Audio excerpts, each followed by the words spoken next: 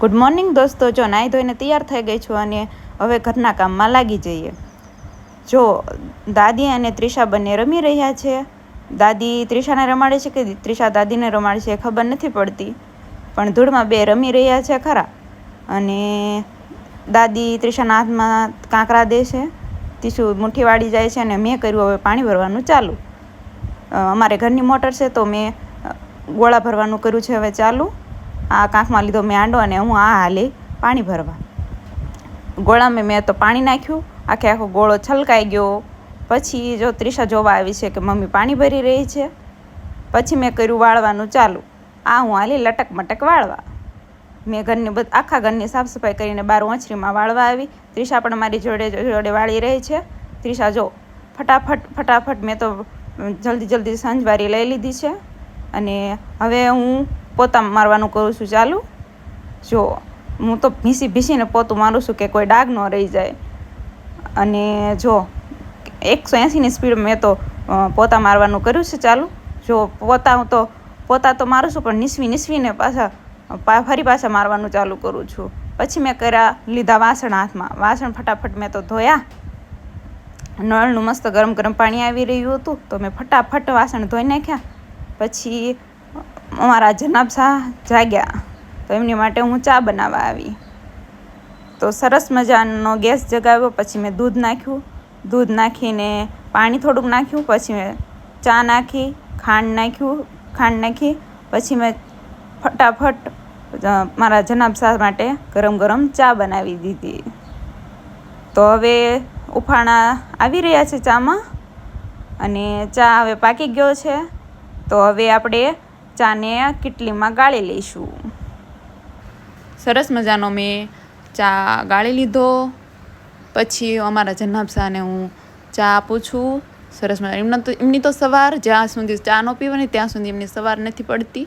તો એમને જો ચુસ્કી લેતા જોઈને તો મને એમ થયું કે લે હું થોડોક ચા પી લઉં. સરસ મજાની મેં ફૂંક મારીને મેં ચા પીવાનું ચાલુ કર્યું. સરસ મજાનો ચા બની ગયો છે. એકદમ મસ્ત બ્યુટીફુલ ચા છે. હાલો બધા પીવા.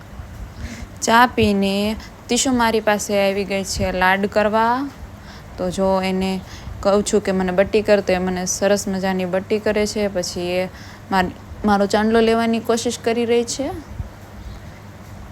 જો જ્યાં સુધી ચાંદલો નહીં લે ત્યાં સુધીને સંતોષ નહીં થાય. પછી એની માટે હું બનું છું બાઘડો. એની સ્માઇલ મને બહુ ગમે. તો એને સ્માઇલ કરાવવા માટે હું એકદમ બાઘડા ટાઈપ બની જાઉં છું. જો એ મારી આંખોમાં આંગળીઓ નાખે છે. પછી હું એને ગદગતિયા કરું છું. જો એ બહુ સરસ મજાની સ્માઇલ કરે છે. પછી એને કહું છું મને ફરી પાછી બટ્ટી કર. પછી મને કહે છે હજી મમ્મી તું બાઘડો બન. તો એની માટે ફરી પાછો બાઘડો બનું છું. જો એ સરસ મજાના દાંત કાઢી રહી છે. જો એકદમ ક્યુટ લાગે છે. પછી મેં કર્યું વાળવાનું ચાલુ. મન તો ક્રિકેટ રમવાનું થતું હતું, પણ હવે તો ક્રિકેટ રમવાનો કાંઈ મેળ પડે નહીં. તો મેં ચાલુ કરી દીધું સરસ મજાની હોળિયાની સફાઈ કરવાનું. બધું જ કચરો વાળીને એક બાજુ મેં ભેગું કરી લીધું. હવે ઢગલો કરીને હવે હું ભરવાની તૈયારી કરીશ. તો સરસ મજાનો જો ઢગલો થઈ ગયો છે આપણો, તો મેં ભરવાનું ચાલુ કરી દીધું. ત્રિષાને કંઈક હાથમાં વાગે એવું એને પકડી લીધું હતું. તો પછી મેં એના હાથમાંથી લઈ લીધું અને કચરાના ડબ્બામાં નાખી દીધું. બહુ સરોડી બાપા. એને તો બહુ તે કામ કરવાનો શોખ. જો એને પાછું એના હાથમાં રબર આવી ગયું છે. તો જો એ ઝૂમ કરીને જોઈ રહેશે, જાણે કે એના હાથમાં હોનું આવી ગયું હોય એમ. પછી અમે બે કપડાં ભૂકીમાં બળવાનું કર્યું ચાલુ. મેં કપડાં નાખવાનું કર્યું ચાલુ અને એને કપડાં બહાર કાઢવાનું કર્યું ચાલુ. પછી મેં કપડાઓને સાબુ દીધો અને એને કપડાને બ્રશ દીધું. પછી સરસ મજાના અમે બે મમ્મી દીકરીએ થઈને સરસ મજાના કપડાં બધા ધોયા.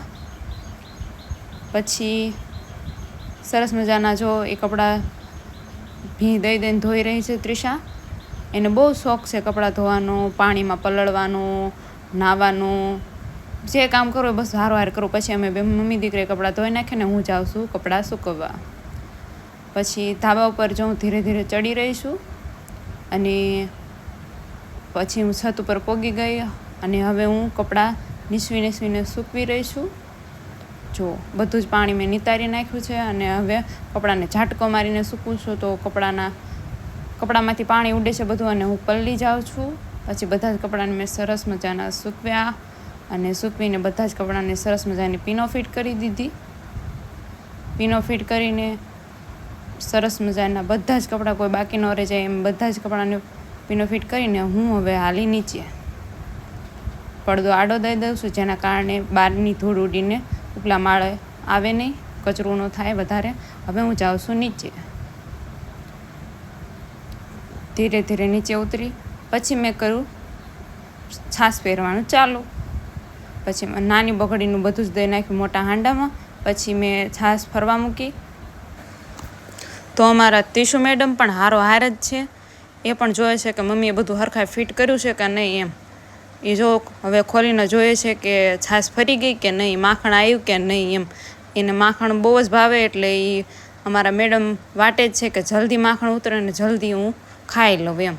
જો એ મને પાણીમાં હોત ને હારો હાર મદદ કરે છે કે લે મમ્મીનું પાણી ન ખાવું એમ. જો સરસ મજાનું માખણ આવી ગયું છે પીળા કલરનું. અને અમારી તીશુબેનને તો લાળું પડવા માંડી છે કે ઝટઝટ હું ખાઈ જ લઉં એમ. તો જો એ ઉતાવળ બહુ કરી રહી છે. જો સરસ મજાનું માખણ આવી ગયું છે પીળા કલરનું. અમારા ઘરની ગાયના દૂધનું સરસ મજાનું માખણ છે. અમે આ માખણનું ઘી કરીએ છીએ અને રોજ સવારમાં રોટલી ઉપર લગાવીને ખાઈએ છીએ. હવે હું આ માખણ બધું એક વાટકામાં કાઢી લઈશ. હું તો માખણ કાઢવાનું હજી ચાલુ જ કર્યું ત્યાં તો અમારી તીશુબેનને હાથે લઈને ખાવાનું પણ ચાલુ કરી દીધું. જુઓ આખું મોઢું બગાડ્યું છે ને જોઈ કેટલા નખરા કરે છે. જો કાનુડા જેમ માખણ ખાય છે. અમારી રૂપાળી રાધાને બહુ માખણ ભાવે. માખણ ભાળા એટલે ગાંડી જ થઈ જાય. જો જીભે કરીને ચાંટવાનું એને ચાલુ કર્યું. ના પાડી તો એ દોડવા માંડી, બોલો રૂમ અંદર ભાગવા માંડી માખણ ખાતી ખાતી. પછી મેં ચાલુ કર્યું બાજરીના રોટલા બનાવવાનું. જો સરસ મજાના ગોળ એવા બાજરીના રોટલા હું બનાવું છું. તો દેશી ચૂલા પર સરસ મજાના બાજરીના રોટલા બનાવું છું. મસ્ત કકડિયો રોટલો બાજરીનો એટલી ખાવાની મજા આવે ને વાત જ ન પૂછો. સરસ મજાનો જો રૂપાળો મસ્ત બાજરીનો રોટલો બની ગયો છે. જો કેવું મસ્ત ઉંબાળ થઈ રહ્યું છે.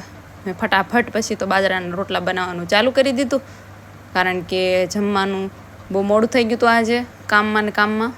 તો પછી મેં તો ફટાફટ ઉતાવળ રાખી. જો સરસ મજાનો બાજરીનો રોટલો પાકી ગયો છે, મસ્ત કકડિયો. હાલો બધાએ જમવા વી આવો. અને અમારા તીશુબેન તો જ્યાં હોય ને હારે જ હોય. જો એમને તો મંડાઈ ગયા છે મને જોઈને તો બાજરીના રોટલા બનાવો સરસ મજાના. એમને જો એમના હાથમાં બહુ સરસ મજાનો બાજરીનો રોટલો છે, ઝીણકો ટીશરડો. પછી મેં કર્યું જમવાનું તૈયાર. મારા સસરાજી બેઠા હતા તો મેં તો તાણો લાજનો ઘૂંઘટો.